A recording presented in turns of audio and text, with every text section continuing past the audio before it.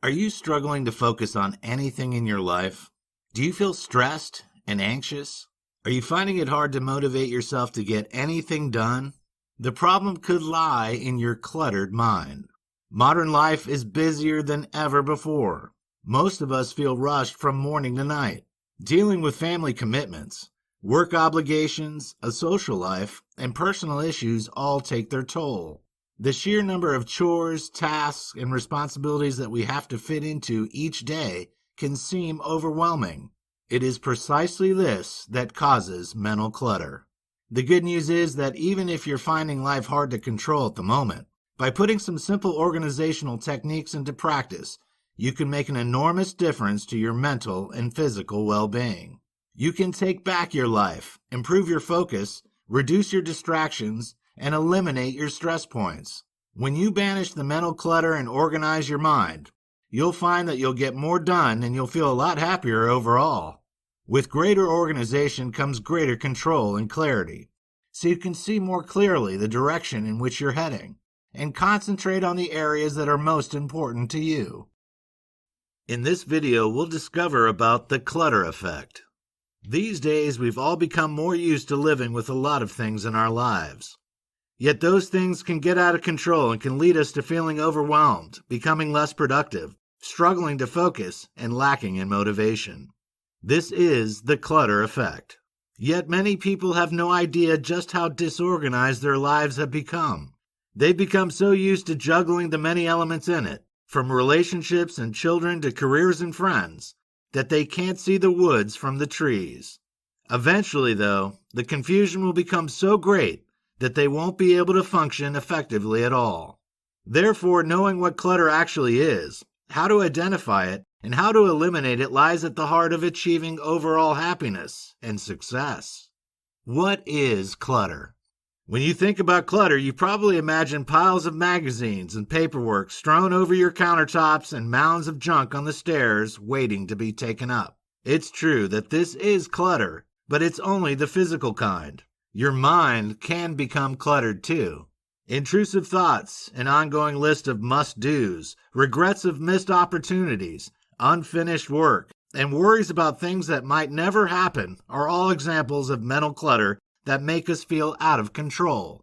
The less organized your mind becomes, the less you feel able to deal with the challenges that life throws your way.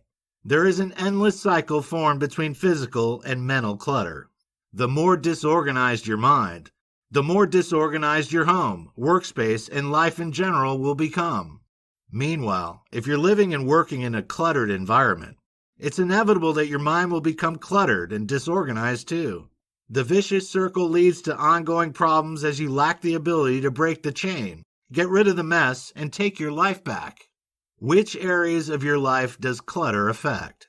As we've already pointed out, clutter affects both your environment and your emotional and mental well-being. Both types of clutter can have a major impact on various areas of your life. The first obvious area that can feel the impact is your home. Mess can begin to build up as tasks get left undone.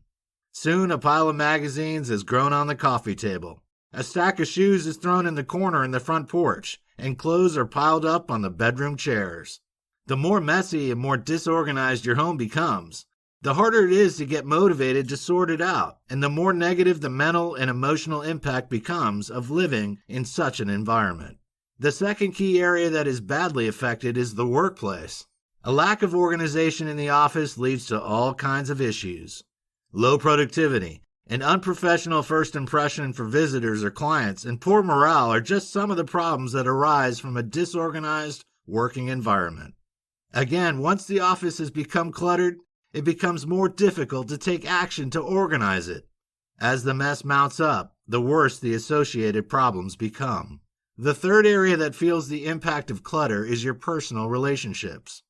This is something that can often be overlooked when considering the effect of disorganization on your life. A messy home puts a strain on your family life and can lead to serious tensions with your partner, children, or other loved ones. A disorganized workplace can make working relationships with colleagues, employees, or managers more challenging and can lead to disagreements that cause long-term problems in your career. Not only that, but clutter in friendships can lead to toxicity. further stress, and even more obligations that need to fit into your already overloaded schedule. What causes clutter? There are many causes of clutter.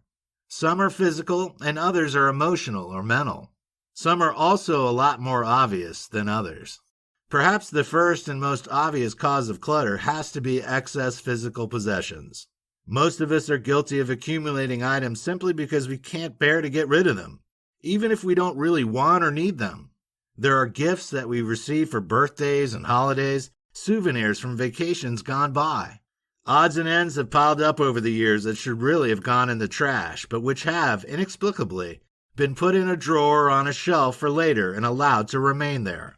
The trouble with this type of clutter is that it builds up slowly over time, so you don't really realize how much it has gotten out of hand until one day you look around and see the extent of the problem.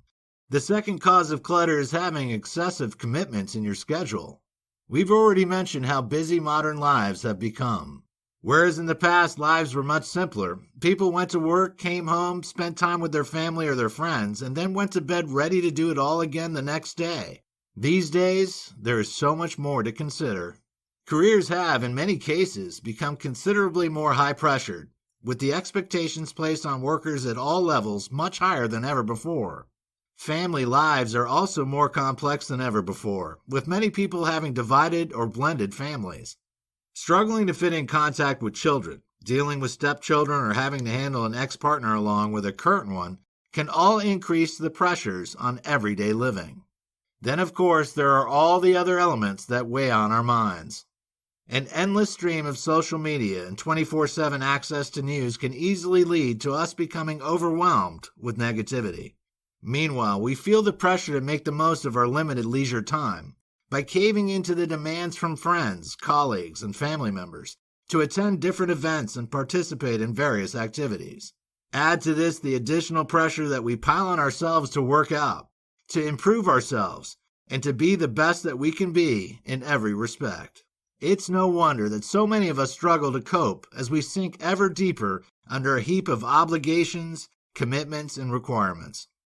In this video, we'll talk about cluttered home equals cluttered mind, how to reduce the mess. First, let us take a look at the home. A cluttered home leads to a cluttered mind. Then we'll examine some ways that you can reduce the mess so you can regain some essential control over your life. The problem of the cluttered home. Why do we end up acquiring clutter in our homes? There are several reasons behind this. Let us look at some of the most common. You don't know when it's time to get rid of items. In many households, there's a lot of confusion about when the time has come to sell, donate, shred, or throw away items when they're no longer used or needed. You don't have anywhere to store things properly, or you just don't know how to store it. You have no organization routine to follow in the home. You don't have sufficient storage space or solutions. You persistently keep common clutter sources around. You regularly buy things that you don't need or use. You lack the ability to let go of items, especially those with some sentimental value. Many of us can relate to at least one of the above statements. The key is to identify which are applicable to you so that you can then work on ways of addressing them. How does a cluttered home lead to a cluttered mind? Clutter in the home ends up having a negative impact on your mind, your body, and your overall health. There is a direct link between high levels of stress and excess clutter in the home, and this has been proven in several studies over the past few years. Why is this the case? The home is supposed to be an oasis of calm, a peaceful refuge, and a comfortable space where you can unwind and chill out. How can you do that if there's disorganization and mess everywhere? Clutter in the home impacts negatively on your ability to concentrate and focus. There are distractions everywhere, and this causes your mental faculties to become worn down. Frustration is then the inevitable result, which causes stress to build up. When you can't focus properly, your ability to problem solve and be creative is also inhibited. Tests have shown that people who have increased clutter at home also have higher cortisol levels in their bodies.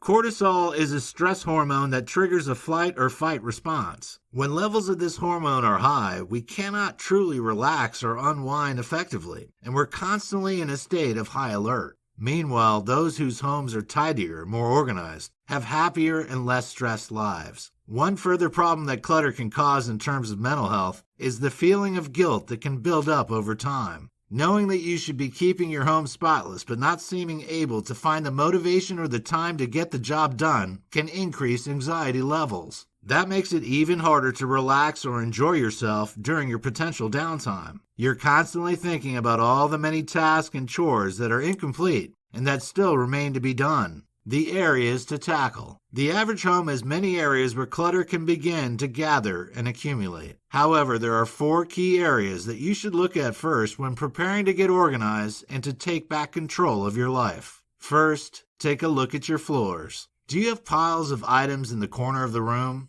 Are there furnishings that you simply don't need to take up space in your home? Take another look at your home's footprint. Decide how you can use the space more effectively so you can move more easily between rooms and enjoy maximum openness throughout. Secondly, take a look at your drawers. Are they full of junk? Have they been emptied and sorted recently? Are there items in there that should really have gone in the trash years ago? Even if there's no junk in there, have they been tidied and organized? Thirdly, take a look at your closets. Do you really wear all those clothes? Are all those shoes really necessary? Is there a better way to store those sweaters? Could you find new storage solutions to maximize the available space in your closet? Fourthly, take a look at your shelves. While these may be the last area that you consider organizing, it can be the place in your home where most clutter appears. How often have you put a book, a toy, or a pen on a shelf and thought you could move it soon, but then never got around to it? Do you regularly tidy up the books, CDs, or DVDs in your units?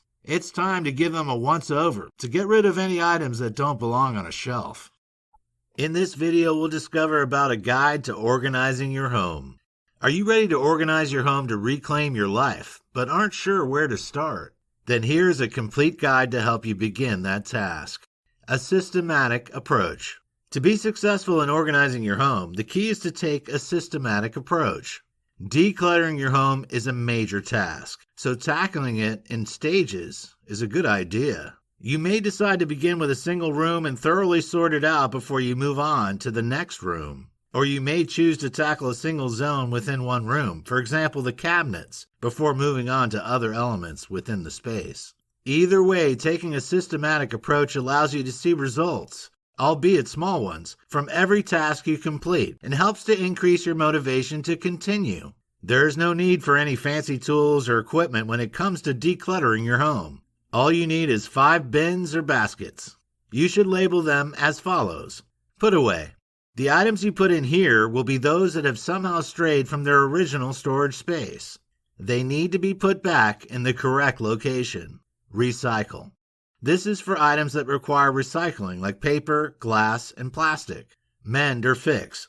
This container should be used for any items that need repairing, cleaning, or mending. Trash. If the item is no longer needed by any household member, and it would be no good to donate or recycle, throw it in this bin to put into the household trash. Donate. If you don't want an item anymore, but a charity or another person may want it, you can put it in this basket. Tackling the floors, drawers, and closets. Once you've got your baskets prepared and your strategy laid out, you can begin tackling the floors, drawers, closets, and cabinets. It makes sense to begin in a single room, work through it completely, and then move on to the next. It may be a good idea to begin with your bathroom, since the clutter here is likely to be relatively minimal. Begin with the medicine cabinet. Discard any outdated products, makeup, or medications, and immediately put all items to keep back in the cabinet. Move on to the drawers. Take everything out. Decide what needs to be kept and what needs to be thrown out, and then put the items you want to keep back in the drawers. Repeat with the tub and shower and any other items from under your sink. If any items remain that are not trash, sort them out quickly into the 5 baskets so you can deal with them later. The bedroom is a bigger task. It makes sense to begin with your nightstand. Remove anything that doesn't belong and sort it into the appropriate basket. If there are any items you don't use, like an empty tissue box, a broken charger, or a pen that doesn't work, get rid of them. Next, move on to the chests, bureaus, and dressers. If any clothing is thrown around, put it in the laundry basket if it needs washing, or into the put-away bin if it needs to be hung up or folded into a drawer. Empty your bureau, drawers, and cabinets and put any items that are still in good condition but that you no longer wear into the donation basket. Put away all the remaining clothing neatly. No matter how tempted you may be to simply put the items back into drawers or cabinets, avoid that temptation. Put them into the put-away basket and deal with them later. Throw away or recycle any items that haven't been used for 6 months or more. The closet is the next big job. The easiest way to tackle it is to sort clothing items by type. Go through each category and sort your items into 5 piles. One will be to keep and put back in the closet. One will be for any items that are in the incorrect place. One will be for dirty laundry. One will be for items to be dry cleaned or repaired, and one will be for items to be donated. Moving on to the entryway, you'll find that even the smallest space will have some clutter to be dealt with. If you have a side table, console, or desk, tackle that first. Remove all items in the drawers and decide whether to toss or keep them. If you have a hall closet, declutter it in the same way as your bedroom closets. The kitchen is a major space to address, and it can also be the most challenging to keep clutter-free in the long term since so many activities take place there, from cooking and eating to socializing. You'll therefore have lots of items in it. You can opt to either go through each zone one at a time or focus on a single category of an item before moving on to the next. Completely empty your chosen space. Evaluate each item. Throw away anything that is unnecessary, then put the other items back tidily. The upper cabinets and pantry are a good place to begin before moving on to the drawers, under sink area, and lower cabinets. Last of all, focus on the countertops and try to move as much as possible into storage spaces. The final area to tackle is the living room. This is an especially difficult space to address since it sees a lot of use and may lack storage. To begin, decide on where you're going to store all of your commonly used items like your books, magazines, and remote controls. Then begin decluttering your side tables, console, and bookcases before moving on to your entertainment center and coffee table. Put any books away. If there's any paperwork to deal with, put it to one side and fold up any blankets. Check your electronic items and get rid of any that don't work. Store any gadgets, controllers, gaming equipment, and chargers in a convenient but hidden location. Lastly, if there are any toys lying around, assess them for damage and check if they still work. If your kids don't play with it anymore, recycle it. Put any remaining items away tidily. Bringing in help. When you're trying to organize an entire house, it can be a major job, especially if you're living in a large household. If this applies to you, it's time to bring in some help in the form of your friends or family. Draft the kids in to help declutter their own rooms and to put away their own items. Make sure they know where key items will now be stored away so they know where to put them back after use. If you have no friends or family to help you, you may be able to find a cleaning service that will give you some assistance with the task. Top tips for home organization. Need a few more tips to help you organize your home and your mind? Here are some of the best. Begin in one place.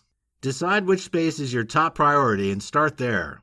Focus on it until it's completely finished before moving on. Allow enough time. Have realistic expectations of how long it'll take you to thoroughly reorganize your home and schedule a few hours every day to the task in hand. Take an inventory. After any unwanted items are removed, inspect what remains and decide if it's in the right or wrong place.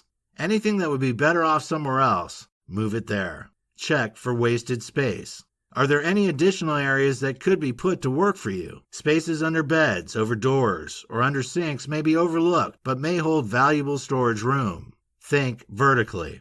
This is especially important if you live in a small home.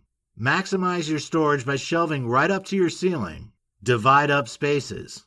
If you add more shelves to a single shelf or use stacking containers or baskets, you can divide up vertical spaces, maximize storage, and keep everything looking neat. Consider wheeled storage units that can be moved around or stored in a closet when not being used.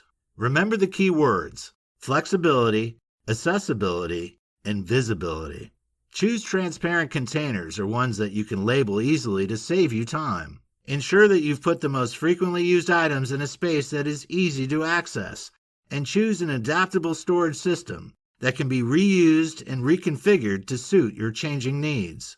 In this video, we'll talk about the disorganized workplace equals the end to productivity. Now that we've looked at addressing disorganization in the home, it's time to move on to the workplace. Here, we look at why clutter in the office causes so many issues. Why is disorganization at work a problem? When you're in a disorganized workplace, there are hosts of issues that begin to arise. Some have a personal effect on you, others affect your colleagues or employees, and some will even impact negatively on the success of the business. When the workplace is cluttered, messy, and disorganized, anxiety can begin to build up among staff members. Not knowing where to find anything can lead to arguments, disagreements, and a negative atmosphere in the office, as well as high stress levels. With no efficient system in place and mess getting in the way, it naturally follows that the entire team becomes less productive. Valuable time is wasted on trying to find lost items or trying to rearrange items that are getting in the way. Employees are also less motivated in a messy, disorganized environment, so productivity levels drop all around. Let's add into the mix the fact that a messy office creates a bad impression for anyone visiting the premises. Whether those visitors are customers, clients, or business contacts, when they see a disorganized workplace, they immediately get the wrong impression about the company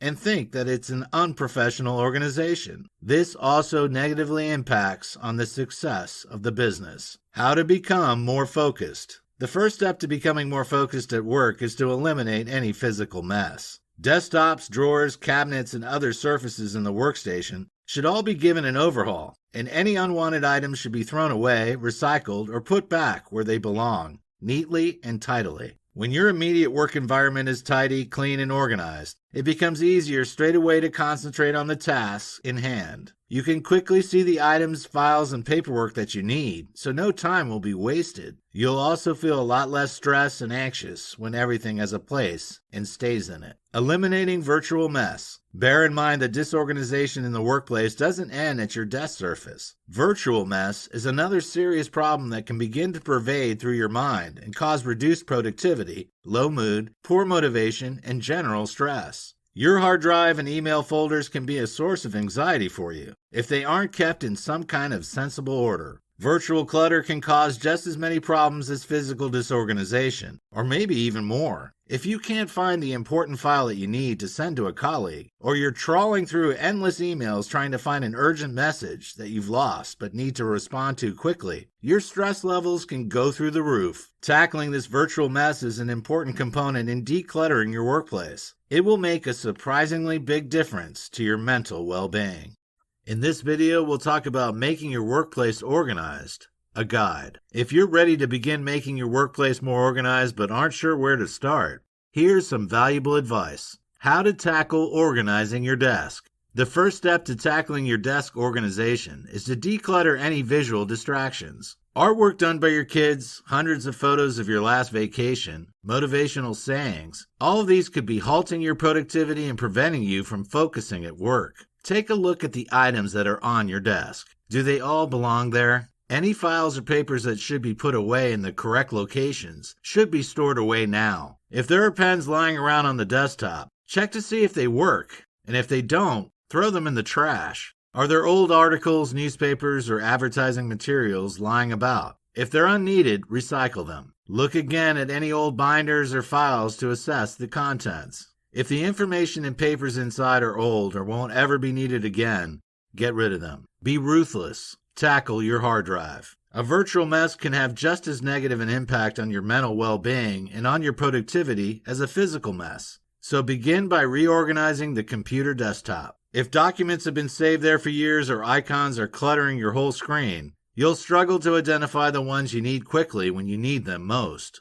Delete any unwanted files or icons and tidy up the others so you can have a well-organized screen. Tackle your email inboxes too. It's all too easy to allow your emails to get out of control, especially if you receive hundreds every day.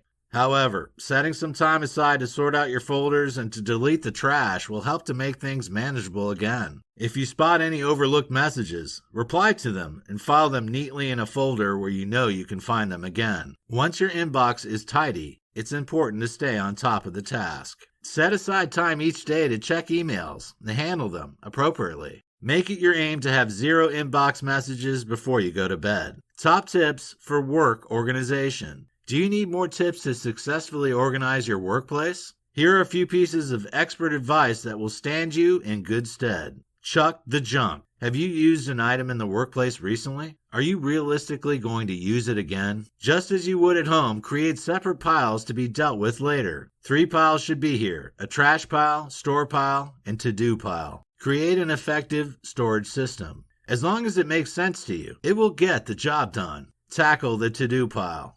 Make folders for every project or client you're working with. As soon as the project is complete, go through the folder and throw out any unimportant documents inside. Then, store away the folder in an appropriate location. Maintain a clear desk. Once your desk surface is visible, set aside time every week to keep on top of this. The one-touch rule can help with this. Basically, as soon as a piece of paper touches your desk, deal with it straight away. Bin it, take action on it, or file it. This applies to emails and messages too. Use technology in the best way to save yourself time and effort. Keep an online organizer to combine your to-do list, calendar, and address book in one convenient location.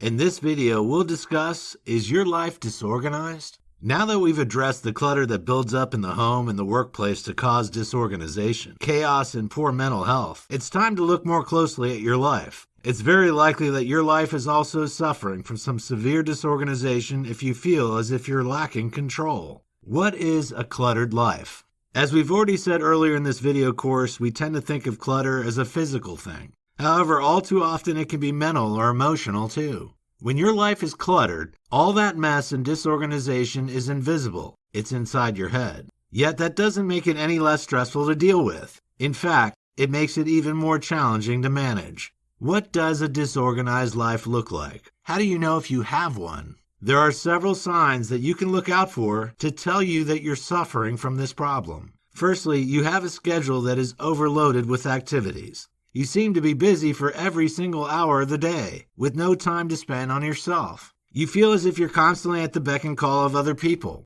whether those people are friends or family members, and you struggle to fit all of your obligations, commitments, and activities into your already strained lifestyle. You feel as if you have absolutely no leisure time when you can unwind and enjoy yourself. Or when you do manage to grab a few moments for yourself, you feel guilty that you're not tackling the many other tasks that you have lined up ready to go. You feel under increasing pressure to be a better person, to improve yourself, and to fit the mold that the media tells us we should be in. You feel guilty when you don't have the time to cook an elaborate vegan meal from scratch, or fail to get to the gym again this week, or didn't manage to get to your foreign language class so you could broaden your horizons. If you can relate to any or all of this, you have a disorganized life that needs to be decluttered urgently. Why do our lives become disorganized? There are several reasons why your life may have become disorganized. Not all will apply to everyone, but if you're experiencing the feelings we've outlined above, you'll almost certainly recognize some of them.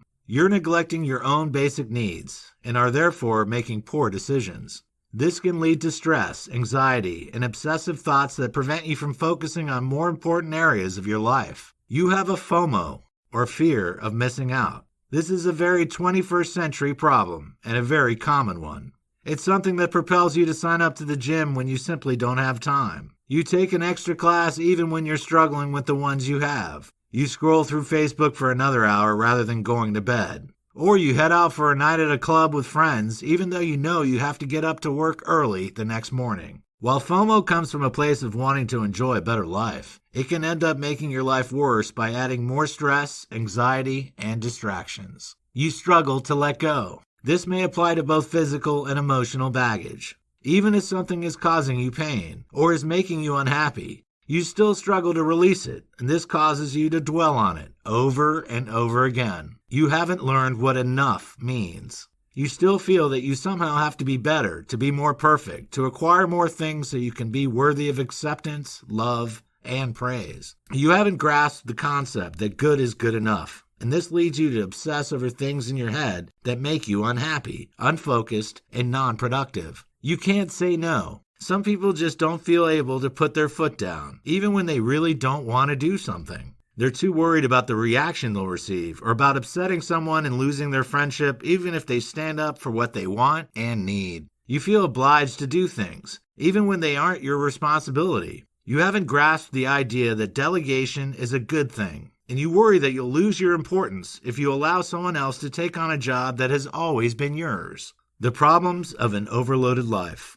When your life is overloaded, a host of problems can follow. The disorganization of an overpacked schedule leads you to suffer from poor mental health. You become increasingly anxious and stressed about where you're going to fit everything into your crowded day, week, or month. You also end up with no quality time for yourself, something that everyone needs from time to time to recharge their batteries. When every second of the day is accounted for, you just don't have enough time to wind down, relax, and let go of all the frustrations that you've encountered. Falling into bed at the end of a long, hard day will often lead to poor quality sleep as you struggle to process all the stresses and strains you've gone through. This only serves to make it even more difficult to find the energy and motivation to cope with the challenges that life throws at you. When your life is disorganized, you'll also find that your relationships become increasingly strained. Eventually, you'll become more frustrated, more angry, and more likely to snap at your family members and friends. This will increase tension at home and make life even more stressful and difficult.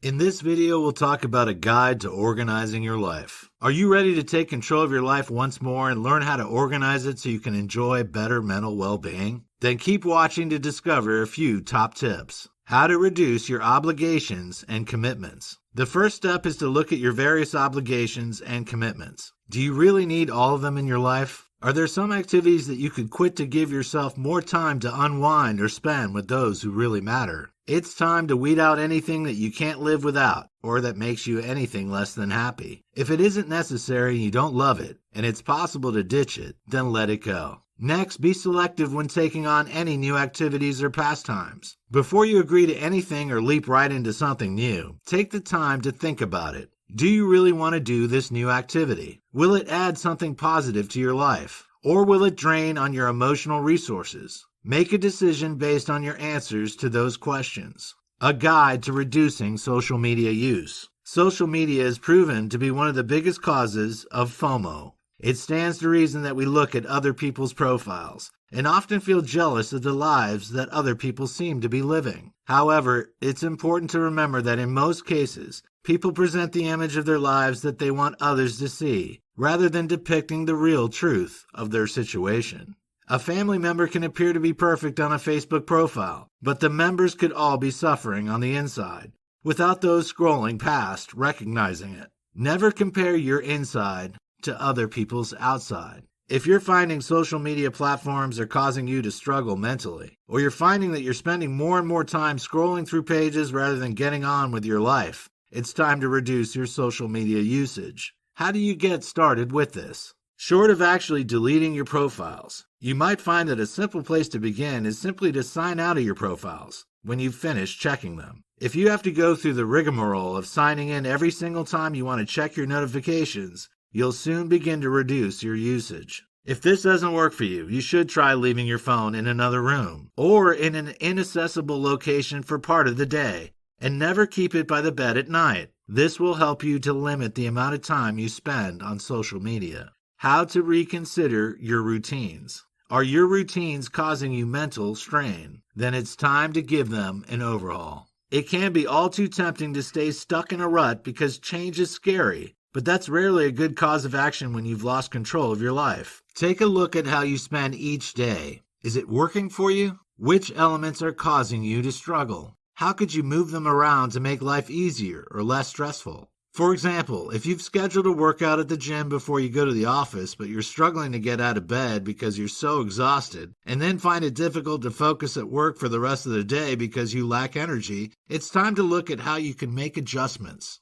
Consider moving the gym to after work or even to your lunch hour, and take some extra time in bed so you can be well rested and increase your productivity at work. Just say no. One of the best things you can do to organize your life more effectively is to just say no. Don't be afraid of hurting other people or losing their friendship or love. Nobody who cares for you will think any worse of you if you back out of an ongoing commitment that you don't have time for, or if you refuse to attend an event or participate in an activity because you simply can't fit it into your life. Saying no can be very difficult, especially if you've never really done it before. However, once you start practicing, you'll find it very liberating. You will never need to accept an invitation that you don't want to accept again. You'll never need to go to an event that you dread or participate in a time-consuming activity just because someone else wants you to. Sometimes it's okay to put yourself first. And when you're trying to take back control of your life and improve your mental well-being, it's perfectly acceptable to decline politely.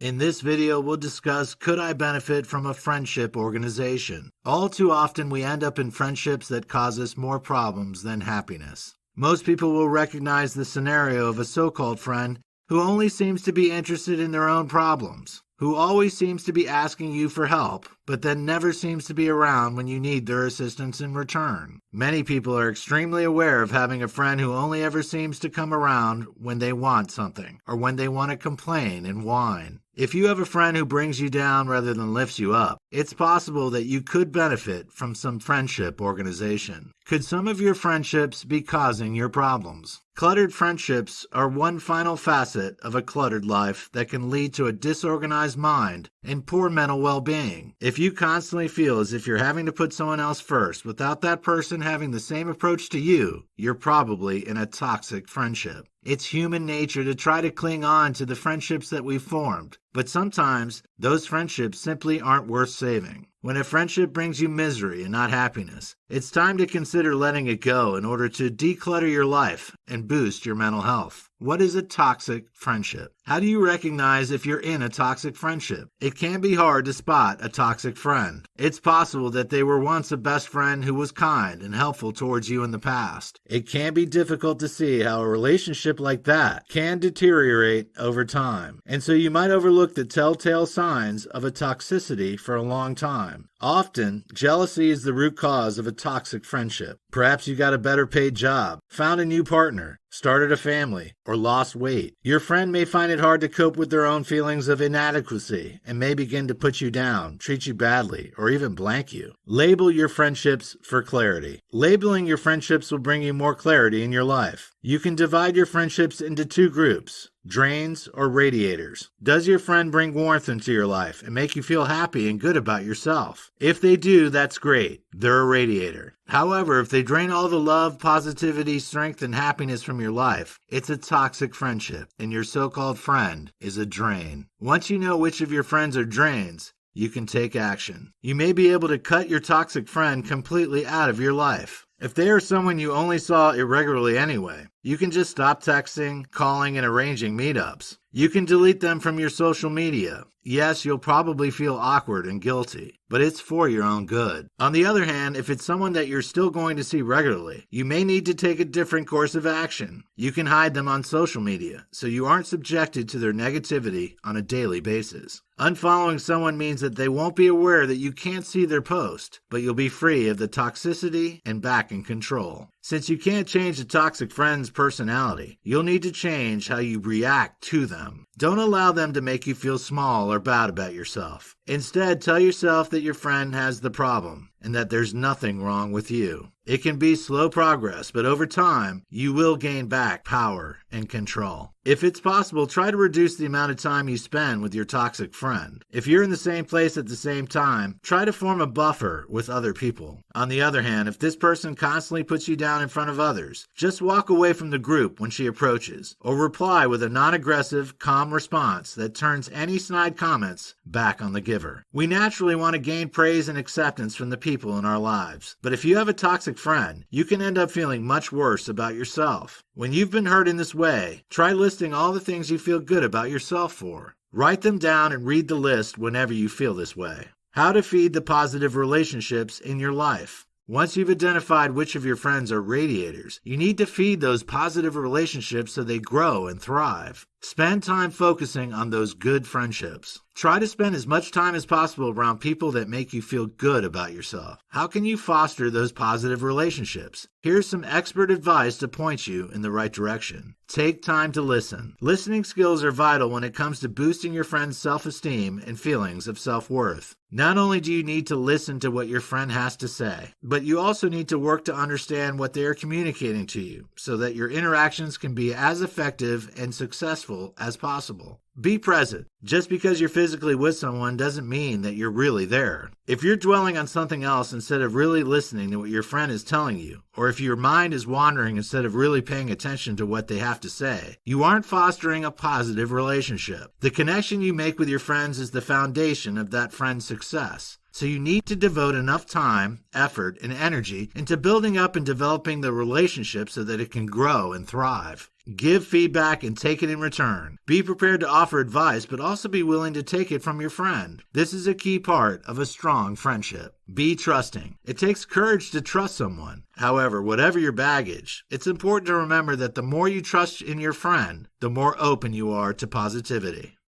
In this video, we'll talk about clearing your mind, the truth about happiness. The key to happiness is to clear your mind of all the mess and clutter that is blocking and impeding your mental well-being. But how do you go about clearing your mind? How do you even tell that your mind is disorganized in the first place? The signs of a disorganized mind. How do you know if your mind is disorganized? There are a few telltale signs to look out for. Stress, anxiety, poor focus, lack of motivation, insomnia, low productivity. If you're experiencing any or all these symptoms on a regular basis, you're almost certainly suffering from a disorganized mind. The benefits of an organized mind. The steps that we've outlined earlier in this video course about eliminating the clutter from your relationship, life, workplace, and home can all help you to reap the benefits of a well-organized mind. So what are those benefits? Perhaps the biggest advantage is the sense of calm and well-being that you'll experience once all the chaos is freed from your head.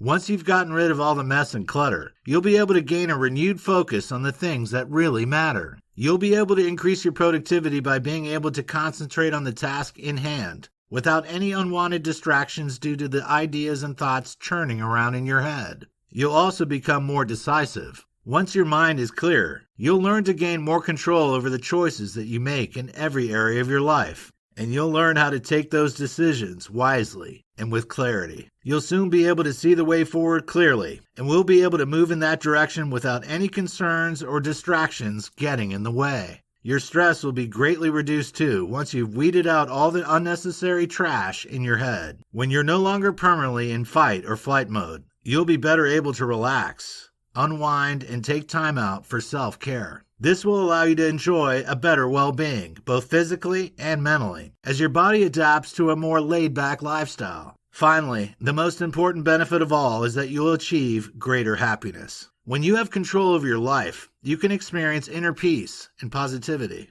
In turn, when you feel happy and positive, you're in a good place to get even more out of life, feeding a positive feedback loop that will make your day-to-day existence a much better one.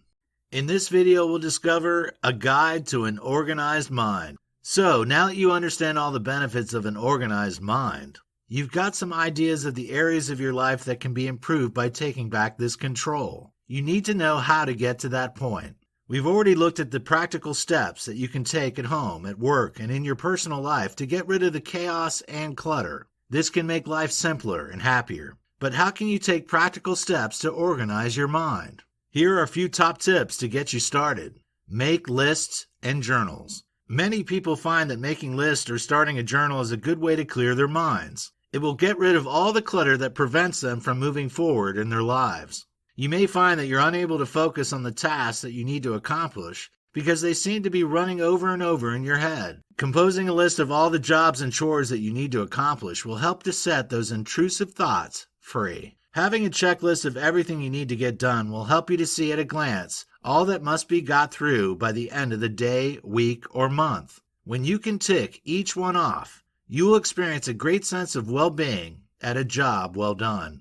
Journaling is another useful strategy. It can be used to great effect to clear your mind and get rid of the clutter that prevents you from moving forward with your life. You may be feeling anxious, stressed, or depressed about situations in your life. Keeping notes in a diary or journal will help to bring some clarity to the situation, put it into perspective, and enable you to find a way forward. It will also help you to release the tension that builds up when you're unable to express yourself and unleash the feelings that are causing you misery. Journaling also helps you to spot patterns in your life. It helps you to identify precisely what makes you feel miserable, stressed, angry, or anxious. You can take action to avoid those triggers or address them in a healthy way the next time those situations arise. Learn to let go. It can be hard to learn how to let go since many of us are raised in an environment where we cling on to things, whether those be possessions, emotions, or relationships. Unfortunately, this tends to apply to both the positive and negative ones.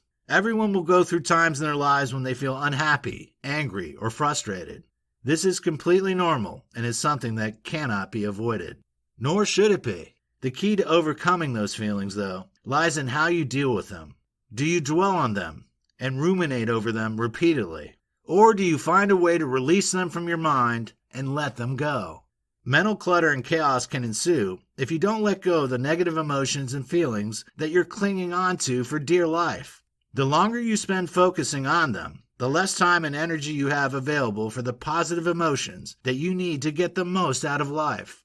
While all this makes sense, it can be harder than you imagined to let go of those negativities. So here are a few expert tips to help you. Face the pain. If you're feeling anxious or stressed, your knee-jerk reaction will be to protect yourself and hide from the emotional upheaval. However, you need to go through the negativity to begin the process of recovery. If you delay the process, you'll never be able to completely overcome what you're feeling. Don't lie to yourself. Identify every part of the negative emotions you're experiencing. Don't try to convince yourself that things aren't as bad as they could be. Instead, acknowledge it, recognize it, and then accept it. Remember, nothing will last forever. Negative emotions are stronger than positive ones, but you must bear in mind that no matter how bad it feels, they won't last forever. Self-reflect. Don't get trapped in a negative downward spiral. Reflect on what's happened and work out how you can avoid descending into a pit where more bad things will inevitably happen. Don't fear the future.